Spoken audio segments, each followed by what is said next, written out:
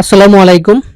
আজকে আপনাদেরকে বলবো যে গরুর খামার করার পূর্বে অথবা খামার শুরু করে দিয়েছেন, এমতো অবস্থায় যারা ঘাসের সমস্যায় ভুগতেছেন, আজকের ভিডিওটি তাদের জন্য। আপনারা এই ভিডিওটি দেখলে ঘাস সম্পর্কে একটু ধারণা পাবেন।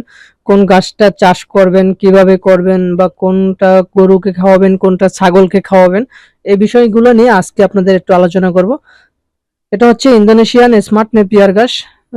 22 থেকে 25% খাটো হয়, সোপায় অনেক বেশি। যারা গাভী খামার করেন অথবা ছাগল পালন করেন অথবা ষাঁড় গরুকেও খাওয়াতে পারেন, সবগুলাকে খাওয়ানো যায়। পাশে ক্ষেতটা হচ্ছে, এটা হচ্ছে তাইওয়ান হাইব্রিড ঘাসের ক্ষেত। তাইওয়ান হাইব্রিডটা সবচেয়ে ভালো হয় ষাঁড় গরুকে খাওয়ালে। আপনার প্রোটিন সমৃদ্ধ একটি ঘাস, হাই হাই প্রোটিন সমৃদ্ধ। সবচেয়ে বেশি প্রোটিন থাকে স্মার্ট নেপিয়ার ঘাসে।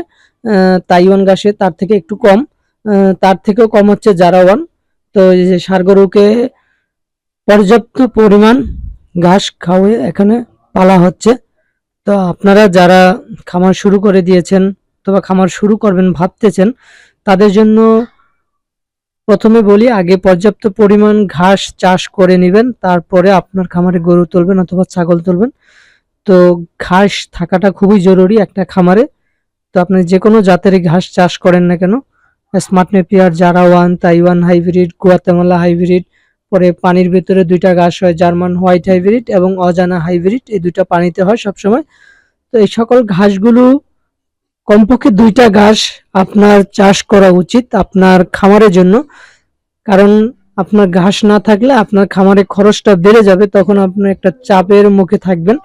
সেই জন্য সর্বপ্রথম ঘাসের যোগান দিবেন খামার করার পূর্বে। আবার খামার শুরু করেছেন, যত তাড়াতাড়ি পারেন খামারটা শুরু করবেন, তাহলে আপনার জন্য ভালো হবে। ঘাসের যোগান দিবেন, খামারকে উন্নত